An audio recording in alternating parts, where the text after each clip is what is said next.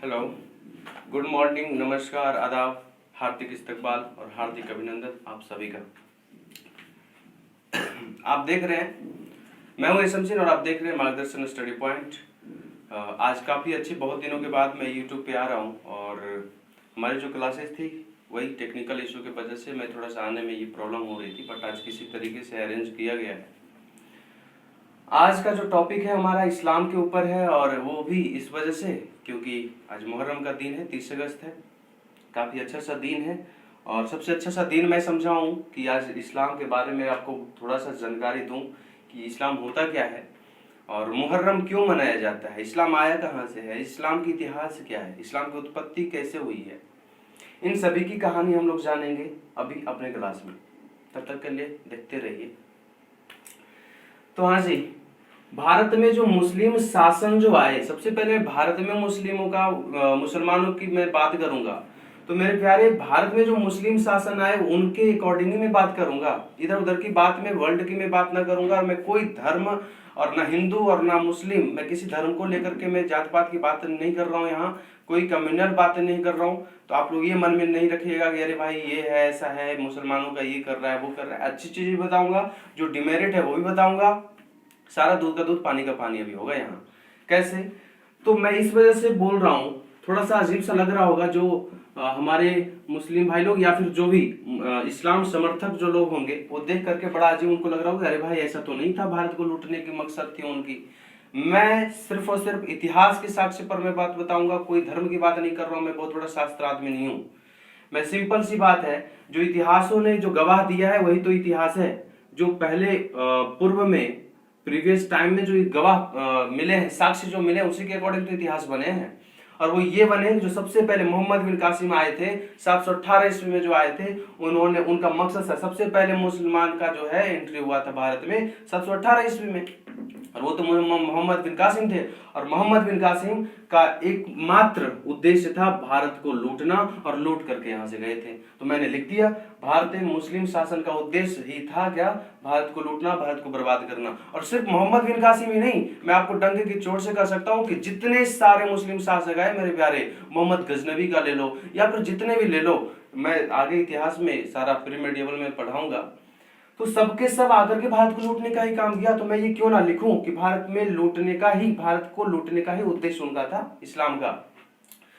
तो मैं बात बताऊं, भारत में जो मुस्लिम शासन जो आए वो क्यों आए थे? धर्म का प्रचार प्रसार करना, अपने जो मुसलमानों का था, अपने इस्लाम का प्रचार प्रसार करना था, इस वजह से आए। दूसरा, भारत को लूटने का था। इस्लाम है क्या, ये तो चलो मैंने एक सिंपल सा ये दे दिया कि ये क्या था और आए कहां से ये, तो इधर से जानेंगे हम लोग। इस्लाम जो होते हैं मेरे प्यारे, इस्लाम एकेश्वरवाद धर्म है।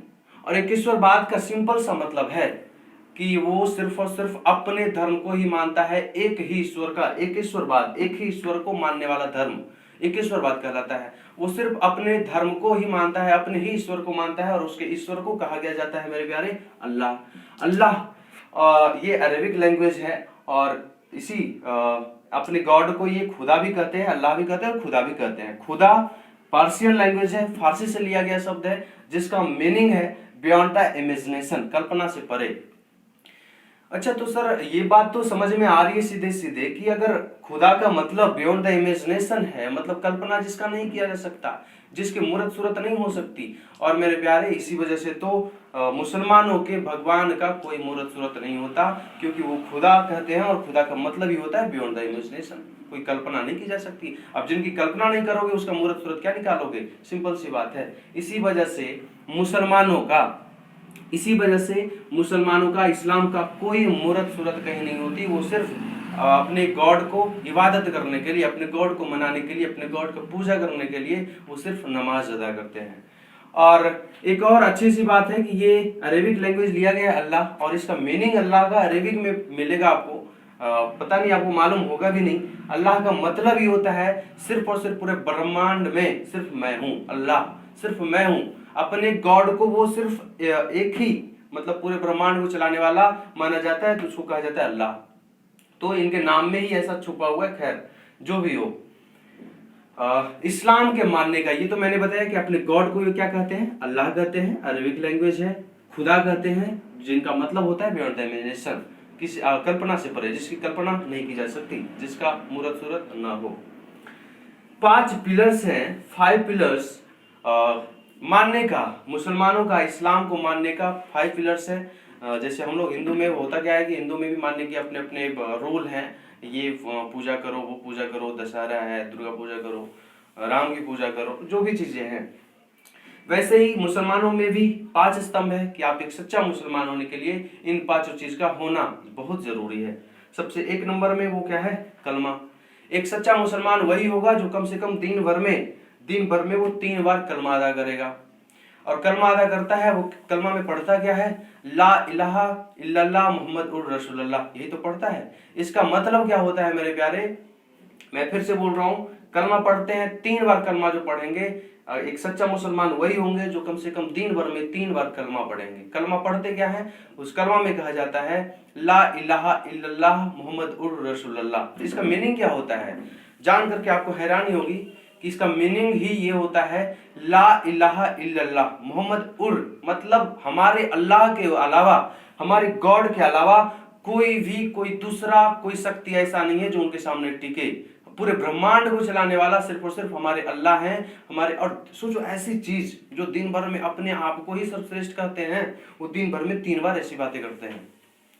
दिन भर में वो 3 बार कलमा पढ़ते हैं और कहते हैं कि हमारा जो अल्लाह है वो ब्रह्मांड में सर्वोपरि है, वही सब कुछ का देखरेख सबका वही करते हैं, वही सृष्टि के निर्माता है। खैर जो भी है, दूसरा जो है, एक सच्चा मुसलमान वही होगा जो कम से कम ये 5 टाइम्स नमाज अदा करेंगे। जो 5 बार नमाज अदा करेंगे वही होंगे सच्चे मुसलमान। जो 5 बार नमाज अदा नहीं करते हैं, थोड़ी सी ये होता है कि वो सच्चे मुसलमान का मतलब होने का ये नहीं कर पा रहे हैं।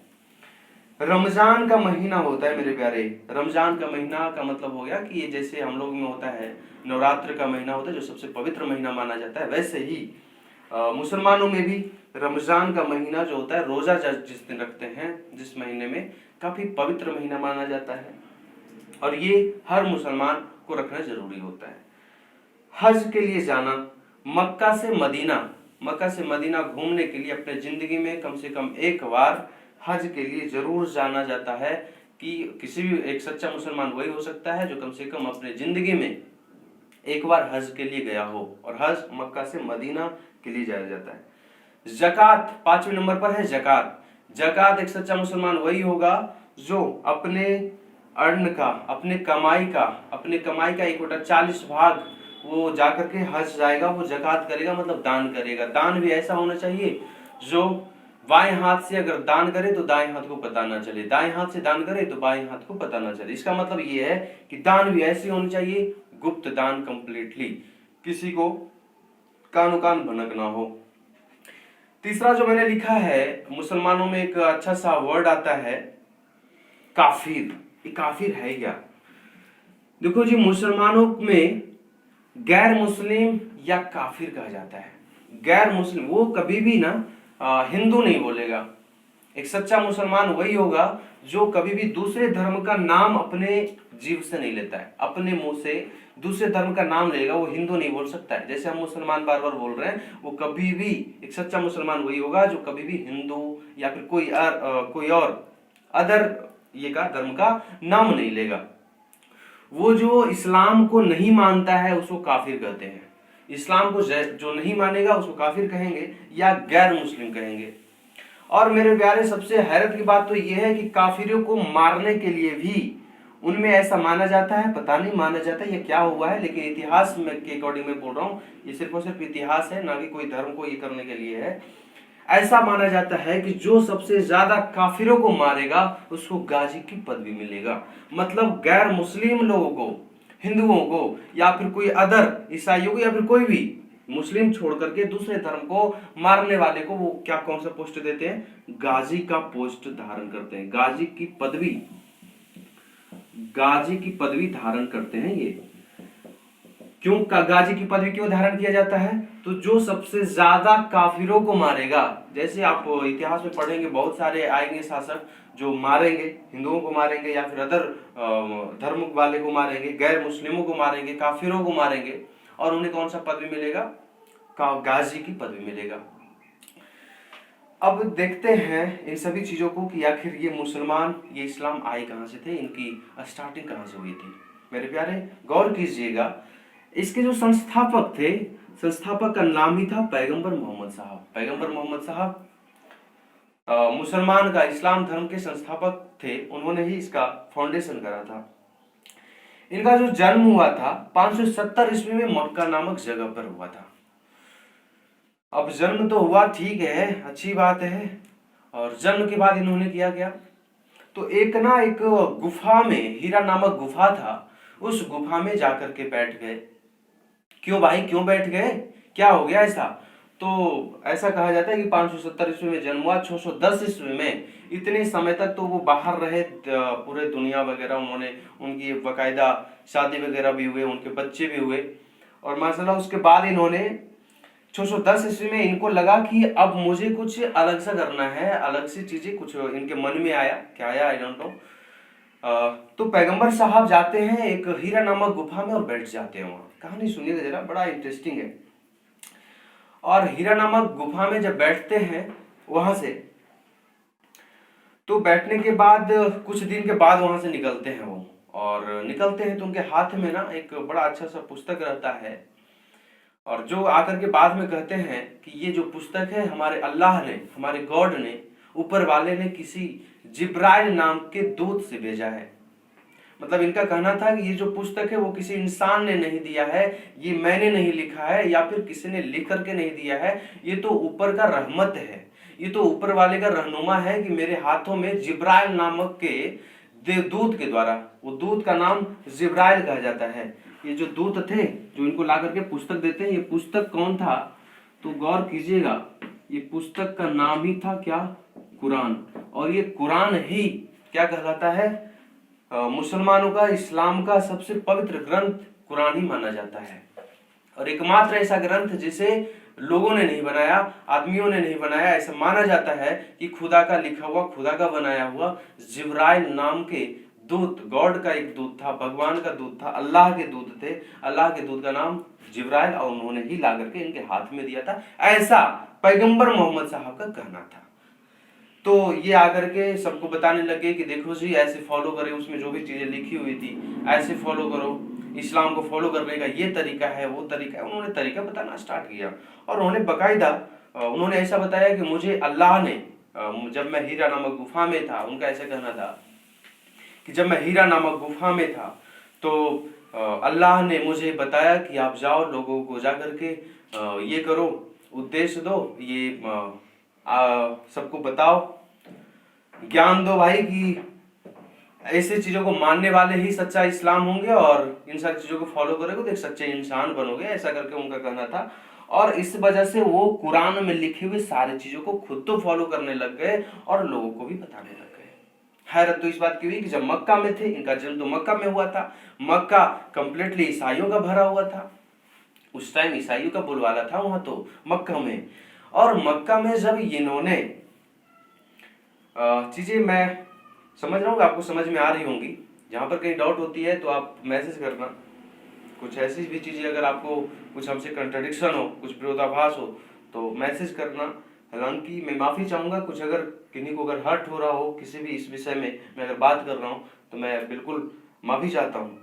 लेकिन चलो, ये इतिहास की चीज है, इसको उस वे में आप ना ले, सिर्फ और सिर्फ इतिहास की चीज है। क्वेश्चन पूछे जाते हैं इससे, बाकायदा इससे क्वेश्चन पूछे गए हैं। तो महाज्ञान की प्राप्ति इनका हुआ, और मक्का जाकर के, मक्का में ये क्या करने लग गए, धर्म का प्रचार प्रसार करने लग गए। सारी बातचीत कुरान से रिलेटेड ये इन्होंने बातचीत करने लगे। कहाँ, मक्का में। भाई वहां पर ईसाइयों का बोलबाला था। अब ईसाइयों के साथ आप क्या करोगे, अपने चीजों को बताओगे तो क्या होने वाला है, उनको तो भड़केंगे ही वो, और वो भड़कते हैं। वहां के ईसाई लोग, अदर कम्युनिटी वाले, अदर धर्म वाले लोग, अदर रिलीजन वाले लोग भड़कते हैं, और भड़क करके क्या करते हैं, पैगंबर मोहम्मद साहब को भगा दिया जाता है, उनको परेशान किया जाता है कि तुम भागो यहाँ से, क्योंकि तुम तो सभी को मुसलमान बना रहे हो। और बकायदा इन्होंने बहुत अच्छे खासे अपने चेले बना लिए, शिष्य बना लिए। तो ये यहाँ से 622 ईस्वी को यहाँ से इनको भगा दिया गया, और बकायदा पैगंबर साहब 622 ईस्वी को मक्का से मदीना की तरफ पैदल चल दिए थे। और ये पैदल चलना, मक्का से मदीना पैदल चलना ही हिजारत कहा जाता है, जो मैंने अभी बोला हज करना। ये हज इसी वजह से लोग करते हैं, मक्का से मदीना ही हज करते हैं। और ये हिजारत कहा गया था जब 622 ईस्वी में ये पैदल मक्का से मदीना की तरफ गए थे अपने चेले के साथ। और इसी वजह से ये ध्यान रखिएगा, क्वेश्चन बार बार आया है हिजरी संवत क्या होता है। इसी वजह से हिजारत इनका करना कब हुआ था? 622 में। और 622 में हिजारत करना हुआ था, तो इसी को हिजरी संवत कहा गया। मुसलमानों का संवत होता है हिजरी संवत, आपको मालूम होगा। खैर, अब यहां पर बातचीत हुई तो ये जो है आगे की तरफ बढ़ते हैं। आगे की तरफ बढ़ते हैं, आप इसको पॉज कर करके लिख लेना, मैं कुछ और चीज लिखने के लिए मैं इसको इरेज कर रहा हूं। तो अब ये 622 ईस्वी में जाते मदीना पहुंच गए हैं। मदीना में अपना अच्छा खासा प्रचार प्रसार करते हैं। इनकी अच्छी खासी ये चल रही थी, अपने धर्म को लेकर के बातचीत ये कर रहे थे। अब 630 ईस्वी में ये क्या करते हैं? 630 ईस्वी में इनकी उम्र भी हो गई भाई, उम्र हो गई। इस बीच में इन्होंने 22 से 30 के बीच में इन्होंने कुछ कुछ अपना कारनामा करा, अपने धर्म से रिलेटेड लोगों को बताया, प्रचार प्रसार करा। 630 ईस्वी में इनकी मृत्यु होने को आई। अब मृत्यु होने को आई तो दो चीज है, इनके ना खलीफा कहा जाता है, प्रॉफिट जो होते हैं इनके, जैसे अपन लोग में होता है ना वहां का महंत होना, या फिर हिंदू लोगों में ऐसी चीजें होती है, वैसे यहाँ खलीफा होता है। तो उस टाइम खलीफा जब बनाया जाना था, मतलब जो चलाने वाले आगे इनके जो ये करने वाले हैं उसके उत्तराधिकारी को खलीफा कहा जाता है इस्लाम में। तो 623 में इनकी मृत्यु होने लग रही है। अब मृत्यु जब होने लग रही है तो इनके एक दामाद थे, गौर करना जरा, एक बेटी थी और उनका जो दामाद था, दामाद का नाम था अली हुए इनके दामाद। लेकिन अली के साथ में, अली से भी मैं ये नहीं कहूंगा कि अली से ज्यादा इंपॉर्टेंट, लेकिन इनके हमेशा साथ रहने वाले 3 शिष्य, उन तीनों का नाम क्या? उन तीनों का नाम था अबू बकर और दूसरा उस्मान और तीसरा जो थे उमर। ये 3 इनके जो हैं शिष्य थे, जो कि काफी इंपॉर्टेंट थे इनके लिए, काफी महत्व रखते थे। और दामाद इनके अली थे। अब समस्या बढ़ गई कि भाई ये मर रहे हैं, मतलब मर गए हैं, तो इनका जो खलीफा जो बनेंगे, इनके बाद का जो उत्तराधिकारी बनेंगे वो कौन बनेंगे? इन सब में फाइटिंग हो रही है। और इधर अलग से हो रखा है कि भाई ये तो दामाद है, तो उनका खून है, तो यही बनेंगे ना, ये क्यों बनेंगे, ये तो शिष्य है। अब कुछ लोगों का ऐसा कहना था कि अरे यार दामाद रहने से क्या होगा, जो शिष्य रहे हैं, जो उनके हमेशा साथ रहे हैं शुरू से लेकर के अंत तक, वो बनेंगे ना उत्तराधिकारी। दामाद रहने से क्या होगा? तो दोनों बातें लॉजिकल ही थी। लेकिन खैर हम लोग जानेंगे, जो चीजें हुई थी वही हम जानेंगे, हमें तो कोई डिसाइड करने का हमारा काम है नहीं, ये क्या हुआ था, क्या सही था, क्या गलत था। तो अली को मानने वाले जो थे ना वो कम लोग थे। अली को जो मानने वाले थे, इनके दामाद को मानने वाले जो मुसलमानों में जो थे उस टाइम, जितने भी मुसलमान रहे होंगे, उसके 15 से 20% ही 15 से 20% ही अली को मानने लग रहे थे। और इधर मैक्सिमम लोग, इधर 80 से 85% लोग इसको मान रहे थे। तो ऑब्वियस सी बात है, मेजोरिटी के आधार पर इन लोगों को बनाया जाएगा ना। इनको क्यों बनाया जाएगा? सिंपल सी बात है, ये तो 15 से 20% लोग मान रहे थे और इसको कुछ और लोग मान रहे थे। तो इसमें ना ये 80-85% लोग, ये 15 से 20% लोग, इनमें झगड़ा हो गया और इनको कहा गया शिया। तभी से मुसलमानों का बंटवारा हो गया। देखना जरा, गौर करना, मुसलमानों का बंटवारा हुआ और एक मुसलमान कौन सा माना गया? बोलेंगे आप? शिया। दूसरा कौन सा माना गया? सुन्नी, है ना? क्या बात है। किन्हीं को डाउट हो रही है तो पूछ सकते हो आप। है जी, डाउट है क्या? कुछ डाउट है? नो। क्या बात है। तो हाँ जी, वीडियो बन रही है अच्छे से? Yes sir. चलो बहुत खूब। समझ में आ रहा लो कि नहीं आ रहा लो? आ रहा लो, चल ठीक हो, आगे पढ़। तो भैया बात हुई, शिया बन गए और सुन्नी बन गए। देखो एग्जाम में चीजें आती हैं, ऐसा नहीं है कि सर। और दूसरी 2-3 चीजें थी, आज तो मुहर्रम था तो बहुत सारे लोग ये सारे चीज मालूम नहीं होता है क्या होता है मुहर्रम, क्यों मनाया जाता है। सिर्फ बचपन से देखे जा रहे हैं कि भाई ताजिया होता है, ये होता है, वो होता है। आखिर क्यों मनाया जाता है मुहर्रम, ये चीजें मालूम नहीं थी, तो मुझे लगा कि मुझे रखनी चाहिए थी चीजों को। तो सिया अभी यहाँ पर मुसलमान 2 भाग में बट गए। अभी तो एक थे पैगंबर मोहम्मद साहब का बनाया हुआ, लेकिन अब क्या हो गया, 2 भाग में बट गए। वो कौन कौन, सिया और सुन्नी। भाई सिया को मानने वाले, अली को मानने वाले सिया बन गए, और अबू बकर, उस्मान, उमर, इन लोगों को मानने वाले सुन्नी बन गए। हालांकि मेजोरिटी, संख्या ज्यादा सुन्नी की ही थी। तो ये सुन्नी वाले लोग हो गए। तो देखना मुसलमानों का बंटवारा हो चुका है, आगे देखते हैं क्या होता है। तो सबसे पहला जो प्रॉफिट बने, सबसे पहला जो खलीफा बने, वो अबू बकर को माना जाता है। फर्स्ट प्रॉफिट, पहला खलीफा। सेकेंड इनको माना जाता है, और ये इनको थर्ड माना जाता है। एग्जाम के व्यू से अगर आपसे पूछा जाए तो ये होंगे फर्स्ट, सेकेंड एंड थर्ड। और 4th नंबर पर जो माने गए, वो 4th नंबर पर कौन माने गए, अली। ये 4th नंबर पर खलीफा माने गए। ठीक है, अभी यहीं पर बातचीत खत्म नहीं हुई, अभी तो कुछ और होना है। अब ये बट चुके थे, अब कोई मतलब सिया का नहीं था, सुन्नी का नहीं था। ये दोनों अपने अपने तरीके से काम कर रहे थे, अपने तरीके से रह रहे थे, अपने तरीके से इस्लाम धर्म को मान रहे थे। यहां पर एक घटना घटी मेरे प्यारे। घटना क्या घटी, जो अली थे उनके एक बेटे हुए, गौर कीजिएगा, अली के एक बेटे हुए, उनका नाम था क्या, हुसैन। तो ऑब्वियस सी बात है कि हुसैन को प्रॉफिट माना जाएगा, अगला जो भी प्रॉफिट आएंगे वो हुसैन को ही माना जाएगा। इनके बेटे हैं वो, यानी पैगंबर साहब के नाती हुए हुसैन। तो हुसैन जब आते हैं तो हुसैन, ऐसा कहा जा रहा है कि अब जो है हुसैन को ही प्रॉफिट माना जाएगा, हुसैन को ही खलीफा बनाया जाएगा। समझ से फिर से लड़ाई झगड़ा वाली हो गई। ये तो थोड़ा शांत खून के थे, मान गए। अब ये तो भाई अभी नौजवान हैं, इनको तो कुछ तो खलबली मचेगी, और इन लोगों में तो अलग खलबली थी, क्योंकि अब तो अलग हो चुका है ना सिया और सुन्नी।